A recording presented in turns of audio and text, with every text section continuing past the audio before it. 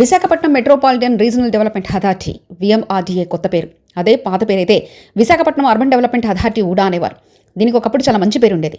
ఇప్పుడు ఆ పేరు కొంత చెడిన ప్రస్తుత చైర్మన్ కమిషనర్ ఎంత బాగు చేద్దామని తీవ్రమైన కృషి చేస్తున్నారు.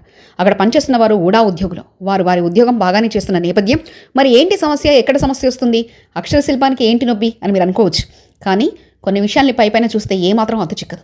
లోపల వెళ్ళి గ్రౌండ్ లెవెల్లో చూస్తేనే ఆ సమస్యకి అర్థం ఉంటుంది. అదే సమస్యకు పరిష్కారం కూడా దొరుకుతుంది. ఇదే మా ప్రస్తుత అంశం. అందుకనే రెవెన్యూ విభాగాన్ని ఓసారి తట్టి లేపుతున్నాం. ఆ విభాగంలో ఉన్న తప్పుల్ని ఎత్తి చూపడానికి ప్రయత్నం చేస్తున్నాం. అయితే ఇక్కడ విఎన్ఆర్డీఏ బదులు ఊడా అని కాస్తంత కొద్దిగా సంబోధించుకుందాం.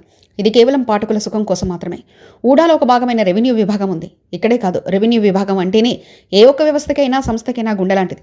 ఒక సంస్థ, ఒక వ్యవస్థ ముందుకు సాగాలంటే ఈ విభాగానికే కీలకమైన పాత్ర, ప్రాముఖ్యత ఉంటుంది. ఊడాలో ఈ రెవెన్యూ శాఖ విభాగంలో ఒక ఏవో, 5 రెవెన్యూ ఇన్స్పెక్టర్లు ఉన్నారు.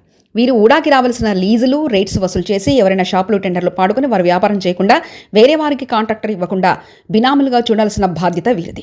ఇతరత ప్రాపర్గా జరుగుతుందో లేదో పూర్తి స్థాయిలో సెక్రటరీ స్థాయి అధికారి చూడాలి. రెవెన్యూ విభాగం పనితీరు బాగుండాలంటే దీనికి ప్రత్యేక అధికారి కాలి. కానీ వాస్తవానికి ఊడాలో పరిస్థితి అలా లేదు. అన్ని విభాగాలను చూస్తున్న సెక్రటరీ దీన్ని కూడా చూసుకోవాల్సి వస్తుంది. దీంతో రెవెన్యూ పూర్తిగా అటు ఇటు అవుతున్న మాట వాస్తవం.